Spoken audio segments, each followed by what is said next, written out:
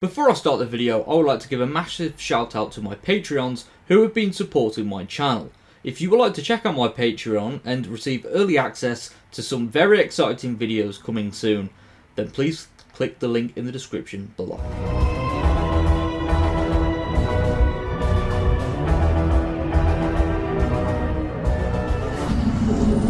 Welcome to the new episode of Just a Nerd Podcast, and today I am joined by Luke Newman from DW2012. So, Luke, if you'd just like to introduce yourself and talk about what you do in the Doctor Who fandom.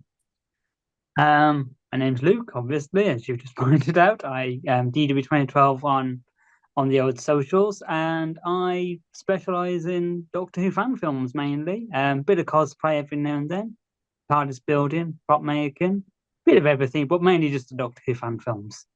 Okay, well, thank you for the introduction. But obviously, with all those things that you do, especially with your fan films and your cosplaying, I'm guessing you've got to be a fan of Doctor Who, right? I think that's a good Yeah, assumption. I might like it a little bit. Now you've mentioned it, yeah, yeah. So, how long have you been a fan for? Oh, this is gonna make me feel even older than I am. Um, I've been a fan of the show since Parting of the Ways. Okay. So, it's a bit, what, about 15 to 20 years or somewhere between there. Yeah, somewhere It's between been a there. while. Yeah, because I remember when I first watched Doctor Who, I had no idea what was going. My first episode, I just saw Christopher Eccleston explode on camera. Yeah. Like, we were having a barbecue at the time, so I was in and out of the house, because I was a kid. So I came in, watched a bit outside the house, come back, watched a bit, and I was no idea what was going on. Something to do with Daleks, and then just this guy exploded, and then David Tennant popped up, and I was like, okay. And then I didn't watch it then until The Impossible Planet. Oh, so there's a bit of time in between, yeah. Yeah. I mean, I just casually saw it on on the TV one time. It wasn't something like, oh, Doctor Who, I want to watch Doctor Who. It was like, oh, this looks cool, little me, God knows how old I was. I must have been about what, 11, 12, maybe about 11. I'm... Oh, I felt old now. Yeah, I was somewhere around there. Yeah, I'd been about 11. Yeah. So obviously, I just got amazed by the exploding person. I was like, wow. So would you say from when you picked it up again from the Impossible Planet, was that the episode that got you watching the show Oh every yeah, week after that? yeah. Yeah. Oh, I mean, it scared me to death. It absolutely is. That I say It's that is an episode to not an start on. episode you want to tune into Doctor Who with. Yeah, show your kids Doctor Who. He's the devil. Yeah. Um, no, like that was the episode that I watched, and I was like, this is really good. And then I went to Morrison's with my mum, and she was like, every week she'll say, "Oh, you pick one DVD." And the first DVD I picked up was um oh, it was series two, and it was volume. I think it was volume two. It wasn't the first one. It was the one that had Tooth and Claw, Girl in the Fireplace, School Reunion. Um, yeah, I think it was those four. Because then Sidemen won a different one. She had to Yeah. buy individual DVDs Yeah, I to have remember that old three school. episodes. So I was like, oh, if I want to watch this show, I have to buy the DVDs and sort of, yeah. So because I watched it from The Impossible Planet, but then I had to go back to sort of buy the DVDs to sort of fill in the gaps. Yeah. Um, and then when I found out there was a series one before then, my mind, I was like, "Whoa, there's even more of this." And then imagine the day when I found out the classic series Oh existed. yeah, yeah, like oh Yeah, more who. and weirdly, I only found that out because I was a fan of Lego. And I was like, oh, it's a shame they've never done Doctor Who Lego before. And I Googled Doctor Who Lego, and someone did this artwork of it was the Sixth Doctor in Lego form. I was like, oh, that's cool. And then I looked on there and I was like, hang on, this isn't Doctor. What? That's not the Doctor. Like, the Doctor's David Tennant. Who's this? Who's this clown? Essentially. And then through that, I started to learn. I was like, oh my God, there's another eight of these blokes here. I was like, what the? Yeah, and my little mind was just blown. And then obviously I got into Classic Who then. Yeah, so not your traditional how you watch Doctor Who. I did it very weirdly. But Yeah. I guess the main thing is that you ended up becoming a fan. You ended up getting hooked Yeah, on the show, and then yeah, obviously that led to you creating your own fan series, yeah. obviously cosplaying it and going to conventions and all the traditional nerdy stuff. That's it. Yeah. I mean, I think I was always destined to be a Doctor Who fan. Yeah. My parents always tell me, this was before they met, they told me the story of when they both met John Pertwee. Oh, And my mom was a big fan of Wurzel Gummidge, and my aunt was like, "Oh, he's up in Warsaw of all places. You would never think ever John Perry would go to Warsaw." And he was doing a meet and greet as Wurzel Gummidge, full in costume and everything. wow. And my aunt took my mom to see him, and she had a photo on his lap. And I remember mom showed me the picture, and I was like, "That's John Pertwee." And then That's my dad also incredible. had a similar experience when he bumped into John Pertwee in London when he was a child. What? Just casually bumping into John Pertwee. Just John Pertwee, it's just John, it's something to do with John Pertwee.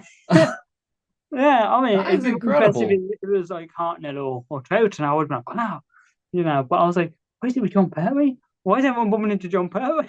That's something you don't really hear of every day. So I feel like something in the universe, it clearly did something with John Pertwee and sort of made my parents get together and create this Doctor Who fan. And then here we are today So on the here we are. podcast talking That's it. about your nerdy life. That's But obviously, yeah, you ended up becoming a fan and you ended up tuning in weekly. And then obviously, from today onwards, you are still a fan. But obviously, yeah, you've watched a lot of episodes. What a would you lovely say episode. is your favorite episode and Oh, why? oh. Are we going to divide these up into classic and new Who? Tell you what, yeah, to make it easier, you can do That's a one little bit classic English. and one new Who. My favorite new Who's episode. It's always tied between two. Okay. Um, and it's the 11th hour. Mm, Because to me that is perfect Doctor Who. yeah. You can't get any. It's not massive. It's not big. It's sort of a little town with little troubles happening, and this madman in the box. You get a fairy tale vibe from Matt. I just love the 11th hour. I think it's just one of the best Doctor episodes. That and the Doctor's wife, purely Doctor's because wife. I love the TARDIS, Yeah. and I see the TARDIS, and I always have done as a character, not just a ship. Like she's a character. She Yeah. has character. And a lot of people forget that this machine and the Doctor, they're bond together. They adore each other. They Yeah. would do anything for each other. And when Neil Gaiman was able to sort of write that story and introduce the Doctor's wife, and I was like, yes, finally, someone else has got it. Someone else shares the love for the TARDIS. Yeah. Yeah, yeah, definitely my two favorite New Who's. Okay. Um, yeah, classic. See, now I'm tied between the Brain and Morbius. That's because it's one of my first ones, and I like that Okay. sort of that gothic feel it always had. Yeah. And probably Remembrance of the Daleks. Memories of the Daleks. Yeah, I've got to say It's that's going to up be there for me as well. yeah, Because the whole wasn't that part of the I think it's the 25th anniversary season, if I remember yeah. correctly. When they did the season, when you had the Master, you had the Cybermen and the Daleks. They brought back all sort of the fan favorites, didn't they? Yeah. Yeah, Yeah, yeah. I remember that was one of the first classic episodes I watched as well. And then I was introduced to Ace and she became instantly one of my favorite companions, straight up. Ace is very good, yeah. And like Remembrance always like has like some cool like backstories to it about like how the edit sort of saved the episode and things were meant to go a bit different and all that. But you could speak to Sylvester McCoy, he probably tells you better behind the scenes than that. I wasn't there, it's just stuff I've heard. Yeah. Uh, Yeah, but, well, certainly. Yeah. yeah, but no, those two would be like my top favorite. Like I said, Brain and Morbius, I think it was the first one I watched. It was on UK TV Gold. Oh Um, yeah. had to stay up to like 2 o'clock in the morning when like, I Ooh. was like 14. I was like, I need to stay up. I need to sort of see. And like, it's a classic. Like, there were 6 to 8 parts back now. I was like, oh, come on. Yeah, I know that's a lot to Yeah, sit through. I mean, at least you weren't staying yeah. up to watch the war games. Oh, Yeah. I've only ever watched the War Games once, and I think I'm done with that. Yeah, that's completely fair. Yeah, Even people that are fans of that story, from what I've heard, they say that they can't do it all in one, or Mm. they don't rush back to it, to say the Yeah, least. I would see it like if you cut the middle 5 episodes out, the story still makes sense. Yeah, completely. Yeah. I mean, I don't really remember the story. I mean, I remember sort of the ending, obviously, and the Yeah, beginning, but the middle is just a complete blur. Complete blur. yeah, certainly, certainly. Yeah. But let's But move then on again, to I do like Tomb of the Cybermen. Tomb of the Cybermen. Okay, okay. That that Yeah, that's a good one to throw in there. Yeah, yeah. that's I like Cyberman stories, like the proper 60s Cyberman stories. I love the 60s Cyberman stories. yeah, the I'm Tomb just of the gonna keep going Cybermen. through Yeah, episodes now. I'm like, oh, that one's my favorite as well. you may as well throw in 10th Planet as well, just to. Yeah, yeah. What's left of it? Oh yeah, yeah. What is Yeah, left of it? Yeah. yeah. Oh, But okay. let's move on to talk about a little bit more about yourself, because obviously since yeah, you became a fan, and since becoming a fan you set up a fan series as part of DW Mhm. 2012. Would you like to talk about your influences for starting the fan series? Well, when I first started YouTube back in 2009, I know, not 2012, when you'd imagine I would make it. And then 2009 was taken, so I went for 2012. Um, I remember I used to watch a lot of, I watched Time Agent growing up, and I watched Batman March's figure reviews, figure adventures. And then that kind of, there was a bit on the video that I wanted to comment, so I was assigned to YouTube just to write this one comment. And I was like, I want to try doing these figure adventures and see like where I go from there. And of course, me back then, completely ambitious. Oh, I'm gonna do 13 episodes. It's gonna be great.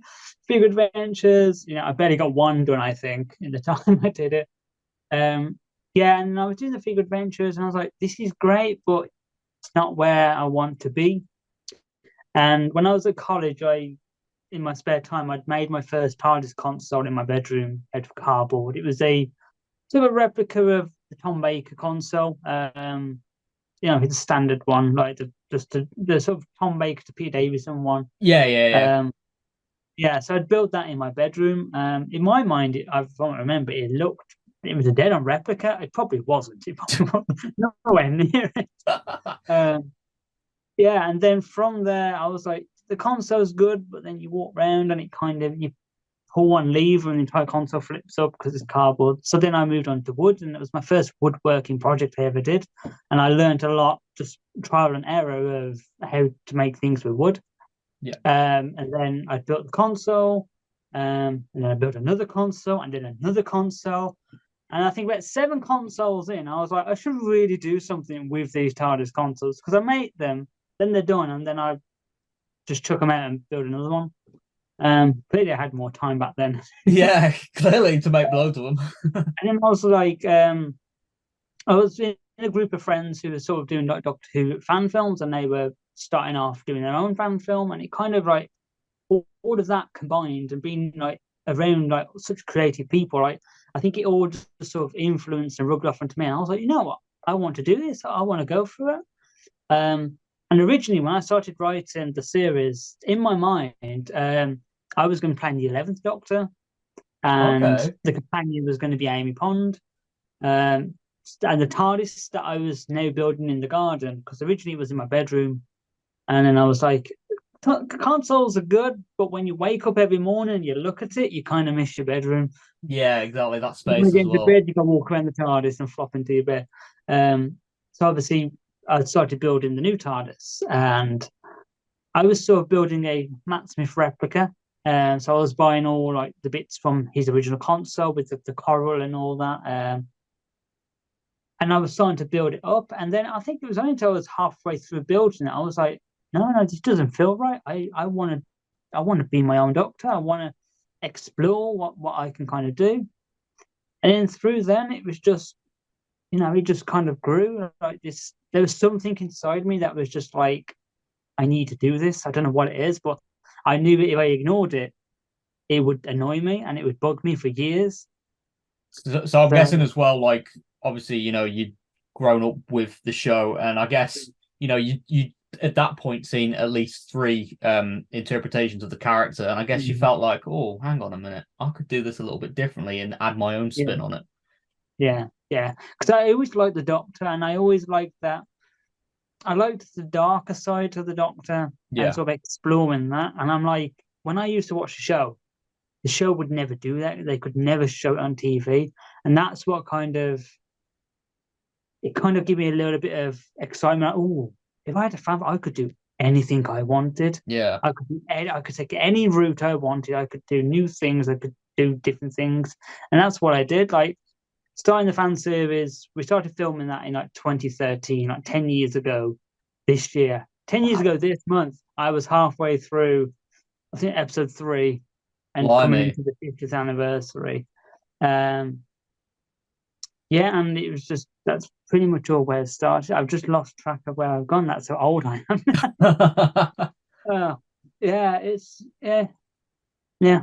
Blimey, I've lost my train of thought, but then there you go. no, I mean, that's a good, list of influences there, and obviously, you wanted to Mm, tackle your version of the Doc differently. Obviously, yeah, focusing on yeah, the darker routes that we haven't really seen, as you said, much on TV, except for like episodes like The Waters of Mars, yeah, which yeah, people love, and obviously, I guess you wanted to build upon that, and yeah. I go, wanted to explore routes that the show never would, sort of thing. And like even like from series one, straight away when we did series one, episode 2, bam, we're in the multiverse. yeah, The first kind of fan films ever to sort of do the multiverse concept. It was like, bam, we do it that episode, 50th anniversary, bam, loads of doctors. And we were like, my goal was just to whatever step I gave myself, it was beat that on the next time. yeah. That's what I've been doing for years. Like anything I push myself to do, I come back and go, right, we can do that, but we can do better. Let's do it again. No, I mean that's a really like cool thought process, and obviously you're determined to like better yourself, and obviously you're Yeah. striving for getting like the perfect episode, to get Oh your yeah. idea from from paper to the screen. Obviously, it's easier said than done, Oh but yes. obviously, speaking of the scripts and stuff, over the years you produced a lot of episodes, Oh a lot of content varying from mini-sodes, obviously full-blown episodes, to the Fall of the Doctor, which was like uh, a own yeah. movie. The thing um that really killed me and actually did kill me.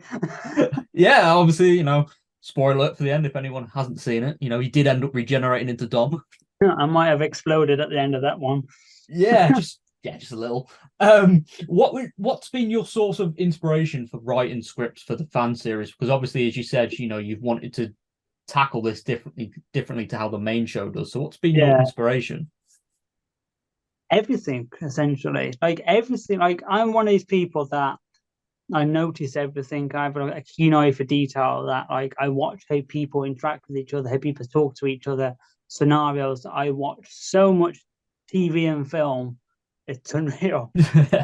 Constantly like absorbing and all this and sort of like, not so much taking things, but sort of getting inspiration from Yeah, stuff. Because I mean, where we are now as human beings, everything's been done. Like it's so hard to be original. yeah, Uh, so obviously you look for things for inspiration, and there's a lot. Like I have ideas flowing all the time. Like it's normally when I'm on my own, sort of all these ideas they interlock where they need to kind of be. Like I was speaking with Jay, who played the master, yesterday, and we was talking about obviously series 2 and 3 of the remaster. And straight away, I'm sitting there, I'm like, Jay, hang on, things are happening, and literally all these ideas I've had in my head, they just interlock with it. I don't know how it works, but I've somehow I do a Russell T Davies where I write the script, I hope for the best, and then somehow it all just connects together perfectly. Because Russell said he's done that several times. I'm like, fair play. yeah. I Yeah, mean, if it works for you. That's like yeah, obviously when you're writing it, you're writing it to your own capabilities, and obviously yeah. of how you want this to go. And obviously, Yeah, yeah, yeah. sometimes things change. As you said as Oh, well, a from lot changes. you're A doing lot changes. remasters as well, which we'll be getting onto in a bit as Oh, well. yeah. Yeah, but no, I think that's my inspiration is just sort of look out into the world and sort of see what's happening around because there's a lot of interesting people in the world and a lot of interesting scenarios that are happening. And it's kind of like you can just take little bits of everything and just put it all together in like your magic sweet bag and shake it up, and then somehow a Doctor Who fan series just pops there. So well, there it is. Easy. Yeah, that's sort of like how I kind of work. Like I don't sort of look at one thing and go, "That's good. I will use all of that." Like I will look at that and go, "The tone of that is exactly what I'd like to sort of task myself with and have that challenge to try and replicate that tone. Not so much the scene, just the tone and how the scene feels." So I would take bits of that and sort of like, oh, that music's quite cool. I can mix that in with that. So that's sort of how I get my inspiration. I just sort of I'm constantly looking everywhere, even things that like don't interest me. I'm still looking there. Like obviously, if I'm watching something like, oh, I'm not really interested in that, I still look at it and go, well, what could I learn from this? What could I learn from the people who made this? What can I get from that? So yeah, it's sort of very open-minded. Essentially, that's my inspiration for writing. Yeah, I mean that sounds like a really good technique because obviously, you're willing to learn new stuff. You're always willing to, as you said, like, better yourself and Oh yeah. to, especially like the long time you've been doing this for. Obviously, your techniques have obviously, changed since you originally set out with this. Oh, absolutely. I mean, series one was me and Chloe walking through a forest, me with a monopod and a camcorder on, and I'm walking with the monopod. I would never dream about doing that now. Well, Never yeah, dream. because you've got, you've got the hardware, you've got the equipment, Yeah. you've invested time and money into the series, which shows commitment. And we've spoken about the scripts, but let's talk about the actual, the film and the meat of obviously the production process. Now, how long on average does it take for an episode to be completed? All right. I mean, you're asking that. We're just finishing series five, 5 years after we started. So, Yeah, um, it really does just depend on what the episode is, what happens in the episode, and either whether we can afford to do it then yeah, or whether people are available to do it then. There's a lot. We tend to film a lot in such a strange order. We've yeah, never sort of been like we did try filming in order with series four. yeah. Didn't work. Didn't work at all. Essence of a Legacy took 5 months to shoot, which was the longest it ever took, and that was from us just waiting and like obviously availabilities and stuff like that. Yeah. Um, Time loop, 2 weeks, the episode was done.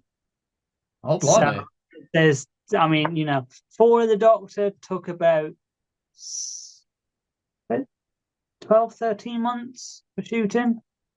Four of I the mean, that Doctor. one's understandable because Yeah. there's a lot going on. Yeah. A And then, lot of going course, on. got Series 5, which obviously we did start in 2019. And then, of course, coronavirus Yeah, twice. yeah, So we had like the 2 years of that. And then, of course, we had like Meg and myself got engaged, and then we had the house move. It was sort of like there was so much that was delaying the series. So it's so hard to sort of say like how long something takes, because one episode it could be really quick, one episode it could be really long. I mean, I've been writing the series five finale for the last 3 years.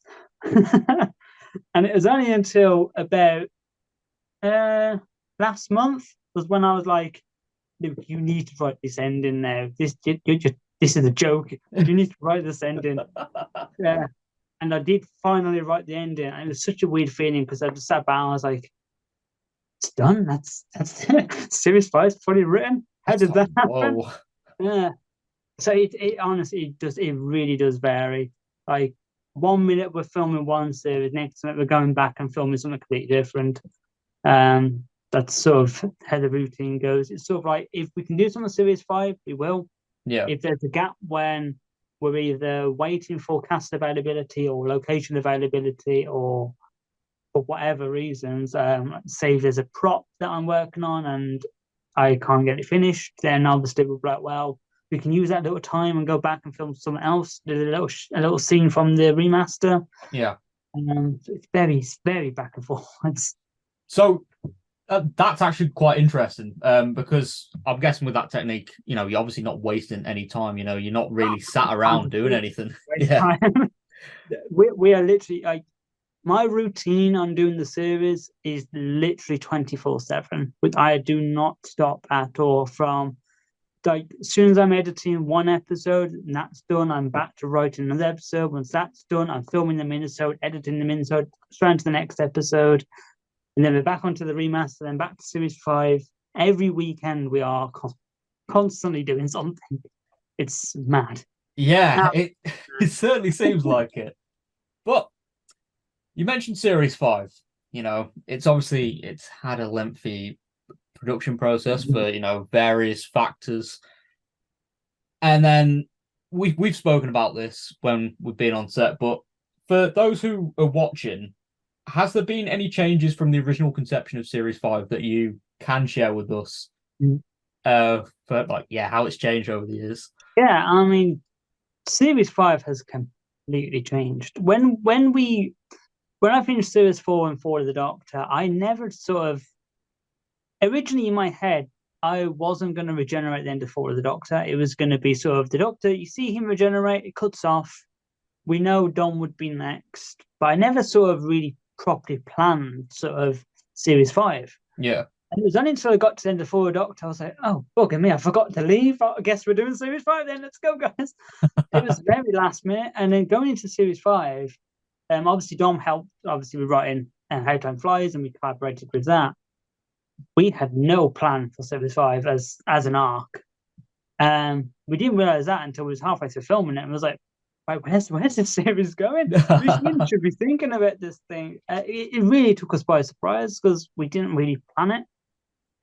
And that was the sort of the benefit of the pandemic was that it gave us 2 years to sort of stop and go, maybe we could do this better. Maybe we could revisit all of this. Yeah. Because the original series, the last two-parter, would have featured the Ice Warriors, and would have had the Ice Warriors invading. He would have been introduced to the Emperor of the Ice Warriors, and they're trying to freeze the planet. Which is why, in the end of original How Time Flies, the Doctor looks for the far and he says about the Earth getting colder, because that's where we were kind of going to go and lead to. The Slitheen episode was completely different, absolutely different. Time Loop was completely different. Most Hated Man was completely different. Flatmates didn't even exist at that point. And I don't think Summer of '82 did either. I think I wanted to do an '80s episode, but it just sort of it never really happened until obviously when we rebooted Series 5. There was going to be an episode fully set in the TARDIS, which in theory sounds great. Practicality is awful. Awful. Do not film a whole episode in the TARDIS because that set gets very small very quickly. Yeah, I can imagine, especially like, Yeah. trying to move around to get different shots. Yeah. So it was a completely different series, and we were going to go in a completely different route. Yeah, Tommy was going to join the TARDIS fairly early on, which we decided not to do. The only thing that sort of really has kept the same is the TARDIS being stuck on Earth and it getting fixed in Meg's episode. Yeah. Obviously, we had other episodes. We had an episode called Placebo, which got scrapped, and then we introduced a new episode called Still Life. Then that got completely reimagined, and then it came back as New Still Life, and then it got cut. So, yeah, yeah, and then obviously because of the pandemic, we were able to sort of go back and go, right, let's sit down and really put our heads down and be like, what do we want? Where are we going? Because that's how I always done all my other series. Like my last 4 seasons, I was like, I've got the beginning and I've got the end. And then you Let's just fill have it as fun you in the go. middle. Yeah, have Yeah. fun in the middle. We know where the end and start is. That's the important bits. The middle is the fun because that's where you can thread the string and sort of tie it all up at the end. And that's what Series 5 has done now. It ties up so beautifully. So beautifully. It's probably the one series I'm so proud of. because we nailed it. Like we got everything so perfect throughout that series, exactly what we wanted. And when you get to the end and that bow is perfectly tied and knots, everyone's gonna go, "Oh, that was it. That Finally. was it." Whew. Yeah, Yeah. No, yeah, of course. And then like as you mentioned earlier, obviously, your techniques change, and then obviously with Series 5, there was delays because of the pandemic and such, and that's allowed you to take the time to develop it, not just mm, from the start mm. and the finish, but all together and create like a coherent Yeah. story, which It's all fully interconnecting story because that's the thing. Series 5 almost feels like a serialized story because each episode links straight into the next one, and like it's telling one story over the 8 parts we're telling it. yeah. But yeah, I'm very happy with being able to go back because we would never been happy. Like if I say to you now, if I showed you the original Slitheen costume, I thought you'd unsubscribe from me and just discontinue this podcast. It was so bad. And there's us back in 2019. Oh, isn't this amazing? We've got a Slitheen. It's so cool. It was so cool. It was so bad. It was the worst thing I've ever produced. But I guess, like taking that extra time, like you've Yeah, we were allowed able to to. Yeah. really improve it, not just for people watching, but obviously for yourself. You feel better with how things have gone out. But you That's also mentioned as well about the remasters. Has uh, this process with Series 5, has that had an influence on how you're producing the remastered stuff? absolutely. Like with the remaster, when we first did the series, the only thing that went through my mind was point, shoot, get it done, get it out. Yeah. That's it. I don't care where it comes out. What do you mean you can't hear the audio? It's fine. Ignore it. Just send it out. We were just having so much fun on making the original series that we kind of neglected the series. We were having too much fun on the series. Yeah, and we had a great time. But looking back now, and I'm like, a lot of the stories don't make sense. I'm not happy with it. Um, and obviously, to be able to go back and sort of take what we've learned from Series 5 and go, you know what, we can make the definitive version of this story that we've had in our heads. That some of the story that we originally wanted to tell did not make it to screen. Like the Series 2 storyline did not make it to screen originally what we wrote. What came out, I can't even understand it myself, to be honest with you. I've watched it back numerous times and I've gone, what the bloody hell am I doing? I can't even understand it. And I've read the script and I'm going, this stuff makes no sense. Yeah. And I've messaged Jay and gone, why did I have a go at you in that episode? And Jay was like, I have no idea. I was like, no, me neither. We'll cut that out. Yeah, and just to go back and sort of be able to make it the best we can. Yeah, it means a lot more, like not just to me, but obviously to Meg and to Jay and to everyone who was involved in the remaster in the original series. Because this series, like, essentially it's our baby. Like we love this series so much. Like we are so attached to these characters. It's kind of scary how close we are to these characters. They genuinely feel like they are a part of us. Um, I mean, I know when I left, it absolutely broke me when I left. Yeah. That regeneration scene. Yeah. So yeah, honestly, the series means more to us than anyone will ever know, and it doesn't matter if we've got like 1,000 subscribers and viewers, or just 2 subscribers and 3 viewers.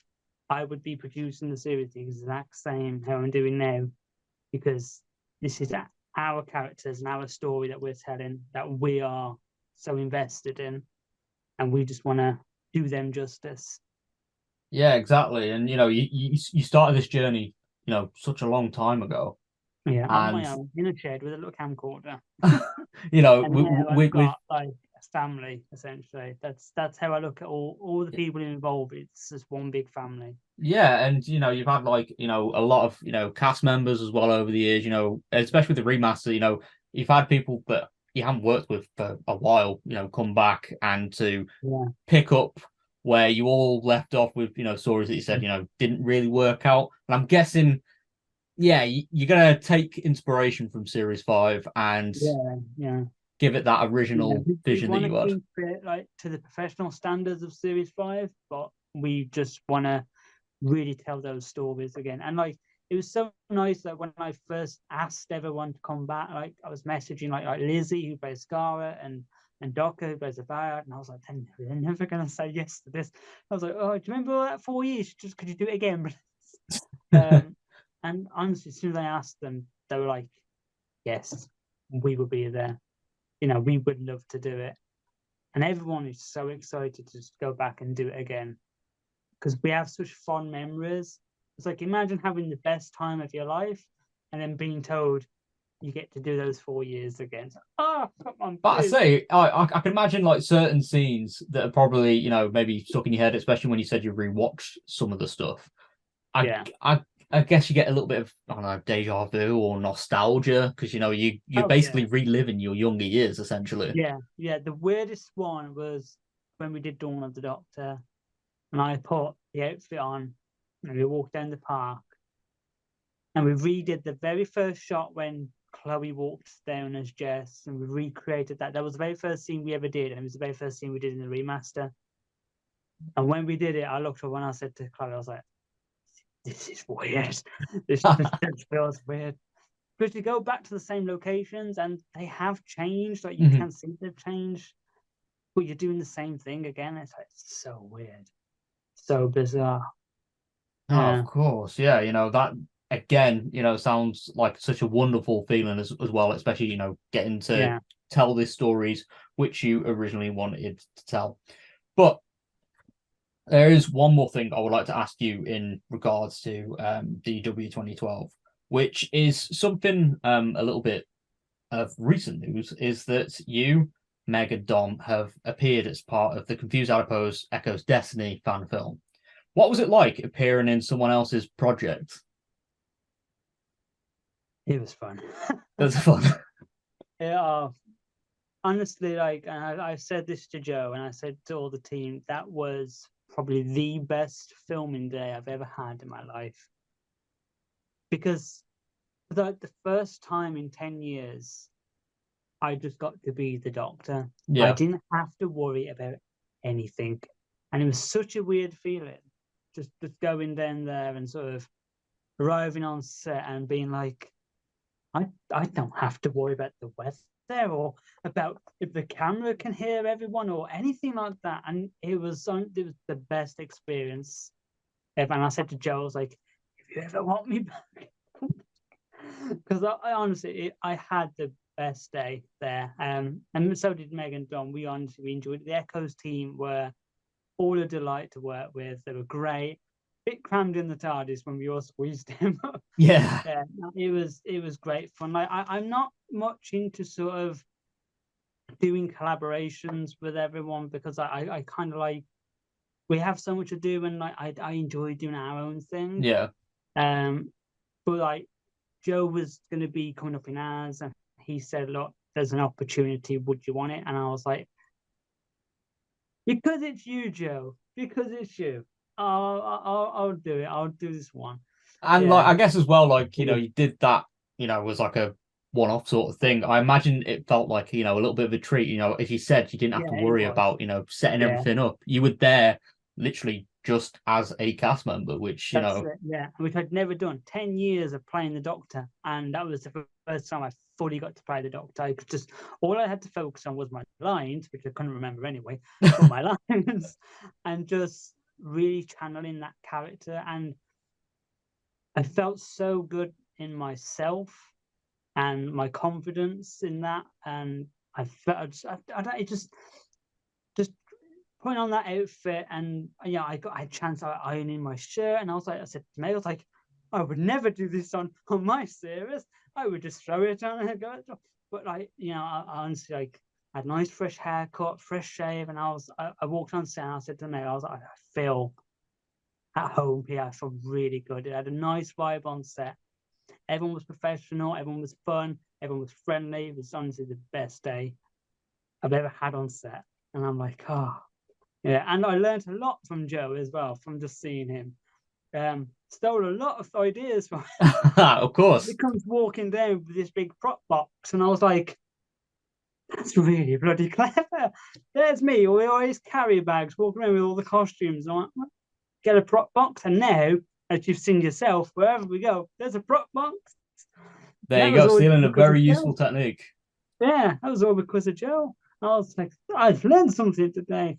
Yeah, but no, it was a really, really nice day filming. Well, nice time filming because obviously we filmed twice. Yeah, No, it was really. I mean, from the teaser that was put out, I remember there were teasers from yourselves and then the Echoes Yeah, team. And then I just didn't put the two together. I was like, okay, I just automatically assumed, I was like, okay, series five, you're probably gonna, announce something. And then I thought, okay, Echoes are just gonna, do their own thing. And then I saw that little pause in the teaser trailer, and then, I saw you and guys, and bang. I was like, Yeah. I what? always find it funny because the photo of all of our Sonics that Joe took, and he uploaded it and he blurred it out. And I said to Joe, I was like, because Meg was taking some behind the scenes photos, and she got one with us on a field really far away. And I said to Joe, wouldn't it be really funny if we just leaked one of these, but like made it ridiculously pixelated and blurry, like the Bigfoot sightings. You know, Yeah. like when they were trying to get Shooty in the first bit of the series 14, and he was just Oh yeah, constantly yeah, yeah. blurred. And I was to Joe, oh, should we do something like that? And Joe was like, yeah, we should. And I sent him the picture. I'm going to send it to Tharis, and Tharis can tweet it. Oh, and it was great. And a few people clicked on, and it was like, "Oh, have we done it a bit too early?" But yeah, yeah, oh, it was good, good fun. It was the hype was real. It was Yeah. great for us as well, just to be like, "Oh, having that little secret." I felt like Andrew Garfield for like a week. I was like, "Yes." Yeah, exactly. And Good fun. it looks exciting as well. And yeah, it will certainly be worth watching. But let's move on to the debate question, The debate. which, yeah, the debate question where you stand a chance of winning a £50 Amazon voucher. However, you have got to get the approval of my audience. So at the end of the podcast current season, there'll be a ranking of each, guest and their debate questions, and the one that comes out on top will win the voucher. So Okay. I wish you good luck with this. Obviously, just argue Yeah. your point, and yeah, just just tell me how you feel about this, because this question is about the 60th anniversary specials, because Doctor Who are releasing 3 of them this year. Mm. And it's quickly coming up. It's about 3 months away. Um, do you think that at least one of these specials should be a multi-Doctor special? No. No. Oh, Mm. no. Do you care to explain why? Thing is, we've had a lot of multi-doctor stuff Yeah. over the last years. Obviously, we had Power of the Doctor in the last one. Um, Obviously, we've had the 50th. And it is tradition to sort of do the multi-doctors. I do understand I'm probably going to be hated for this one. Whilst it is traditional to do that, how do you break the mold of an anniversary special? Yeah. You don't make it a multi-doctor story. In my eyes, and I say this is my personal opinion. I'm not a fan of Morse Doctor's stories. Oh, Not a fan of them. I think they are a bit cliche and sometimes a bit cringy. And I understand it from like a writer's perspective. If you've got the main character and you split that main character and make the same main character again, and you've got to balance the scales, it's exactly like what Peter Capaldi said, that he doesn't want to be Doctor Who's assistant. He yeah. wants to be Doctor Who. I completely understand where it's coming from. Obviously, multi-Doctor stories do work if the story's there to tell. Yeah. If the Doctors are just showing up for absolutely no reason or for a cameo, you beg the question to why they are there. Because Yeah, I mean, exactly. from my perspective of obviously playing the Doctor as well, I would only ever reappear as the Doctor if the story needed me to do it. If I turned up and I was just sort of like a piece of furniture in the background, I'm going to be questioning, well, why am I doing it? Yeah, of You course. know, at the end of the day, in my opinion, the story is more important than the nostalgia Yeah. trip kind of thing.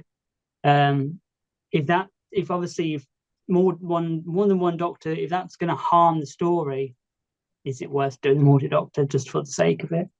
Probably not. Yeah, that is a very interesting explanation of how you feel about multi-doctor stories. And something else to bring into that as well is cast availability, because especially with New Yeah, Who Doctors, you've got Matt Smith going on to do House of Dragon and a few yeah, movies. Peter Capaldi is doing his own thing. Jodie's just left and is already doing her own thing. yeah. Christopher Eccleston, no, I No, don't.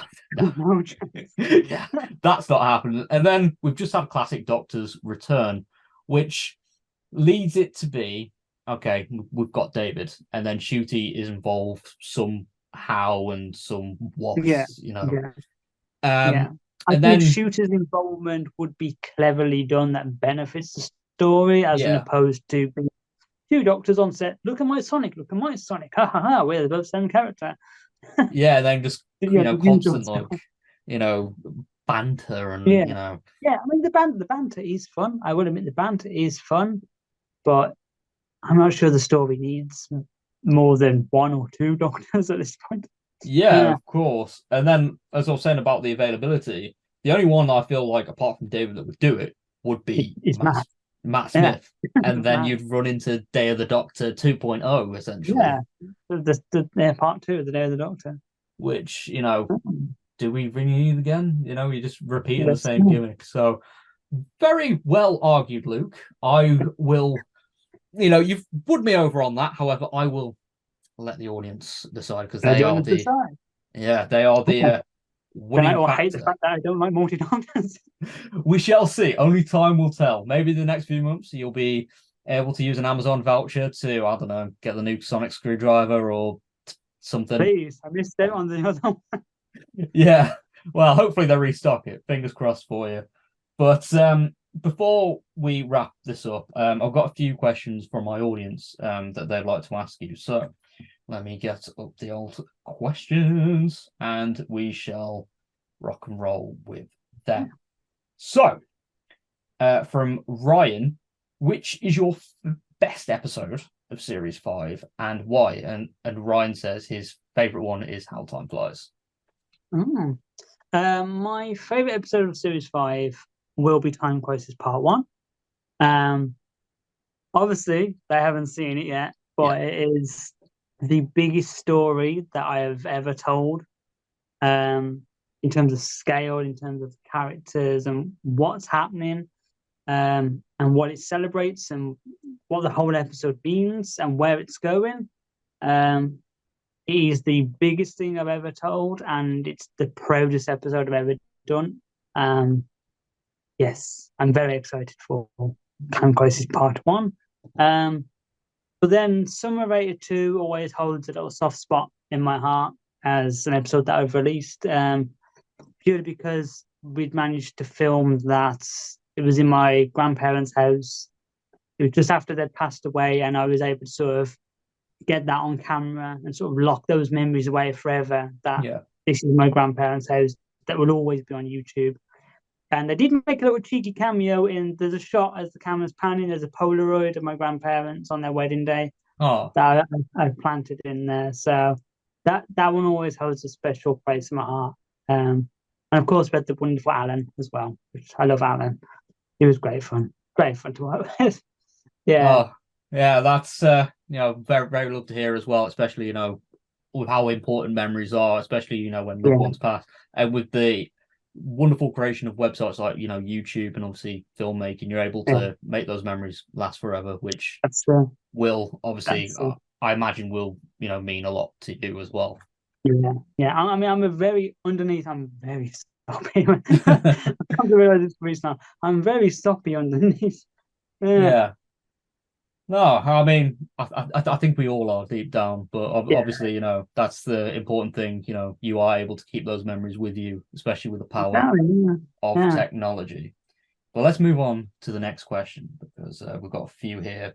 From DC63 Productions, what's the hardest thing about making a Doctor Who fan series, As someone who also makes a fan series and loves DW2012, any tips on making a Doctor Who fan series would be great. I think the hardest part is either finding your footing on an episode or keeping the motivation up to finish the episode. It's always that, like, the early days of making anything is always the hardest Yeah. because you don't know how it's going to go. You don't know if you're going to enjoy it or not. You don't know if it's even going to be worth your time when you've done it, whether you'd be happy with it. And then of course when you're halfway through it and like you've got to see that through to the edit and the release. And it gets times where it is really hard to sort of push it through. So you just sort of got to look at the bigger picture and really ask why are we doing this? Yeah, in our case, it's for obviously the fans and for the people who watch and all that, and for the stories that we are so keen to tell for our characters. Yeah, I mean, and of course, the other hardest part is trying to find alien spaceships. That's bloody difficult to find on modern day Earth. Yeah. just a little bit, yeah. Yeah, very difficult to find. I mean, we haven't found one yet. Yet, you never know. There are Never talks. know. Never know. Yeah. No, Yeah. well, no, that's some good advice there, especially, for, new fan film creators as well, because that's the thing. You can never know where the next fan series could pop up. And hey, you never know. There could be another series that pops up and you could end up, you know, appearing as a little red doctor maybe at some point. You Yeah. never know. You never Yeah. know. Yeah. I mean, I'll probably be about like in my mid 40s, but Hey, I I mean, mean, David Tennant's returned a lot, so you could end up doing the same. oh god. But anyway, let's get on to the next question. And this one is about your TARDIS from Metal Clone 799, where they're currently making their own TARDIS. So their question is, where did you get the buttons and switches from? Um, China, digital Oh, friends. Not personally. I didn't fly to China, but eBay is obviously an easy one. Places like Wish. Buttons are expensive to buy in the UK. No idea why. But China, they get a whole job lot for free. If you salvage things as well, like I don't suggest going skip diving, but you'll be rewarded when you go skip oh, diving. I have a friend who sort of works at a college, and I'm very lucky to be gifted with a lot of random junk all the time. The amount of times I get a message from him, do you want these? I look at yes. And he'll just send them there, and I'll drive up and sort of load my car up with gauges and buttons and switches and cables and circuit boards and heat shrinks and all sorts of things. So I'm very fortunate. Though I am running out of space, but I'm not telling him that. I'm a bit of a hoarder for these. I'm like, yes, props, keep them coming. But yeah, that's probably your best bet is sort of look somewhere cheaper. yeah, no, that's Mm. again good advice as well. Especially building something so ambitious like the Yeah. TARDIS, which obviously, as you've said countless times, it takes a lot of time, Oh yeah. to do, Yeah. especially to get it perfect. And yeah, thank you for giving that advice, Luke. Now we've got time for one more question, which is a little bit of a Oh, meaty one. And this is from Sarah Glover. Was it hard? Sorry, was it a hard decision to decide to kill the little red doctor off, or is it easier being able to focus on being behind the camera? Also, with redoing the earlier series, how does it compare to making the new ones? was it hard letting Little Red go? Yes. Worst day of my life. Horrible that day. Yeah, never realized how emotionally connected I was to that character until I exploded. It was such a horrible day on set. It was the best day of my life. That's the best way to describe it. Yeah, Yeah, so many tears. There was yeah. Just filming that regeneration scene really made me realize how much I loved that character. And the annoying thing was, as I said my last line, it clicked in my head. I was like, ah, that's who he is. yeah, Because I'd struggled so long trying to work out who this character of the Little Red was. And I didn't fully work it out until that last line, and it clicked. I went, damn, I guess that damn. kind of goes well into the other part of this question as well about the Yeah, remasters. but the You know, remaster. would that click? Does that mean, With that click, yeah, that's what solidified my decision, because it played on my mind for, as we was filming for the Doctor, and we was getting to the end of it, how I wasn't happy with the first few seasons. And I used to have a lot of people come up to me, oh, we love your fan series. Thanks. I had to skip series 1 and 2 because it was so bad. I was like, no, there goes half of my era. oh, that's um, brutal. and I'm not even exaggerating. That these are genuine conversations that I've had with people. Um, yeah, and just that last downset solidified what I had to do. I understood the character, and I understood who the Little Red Doctor was and how he was as a person. And I was like, I haven't done you justice. You deserve for me to do you justice, because if not, I will live my life and I will be on my deathbed. And the one thing I will regret is not doing that little red guy, some bloody justice. So that's what really kind of solidified. And I was like, right, we're going to remaster the whole series. And I'm glad I took the decision to do it, because Little Red feels like he has depth. He feels like he is a proper, not just a character, but he feels like he's an actual person. Like, Yeah. you can see how he thinks and how he feels, and I understand him more than ever now.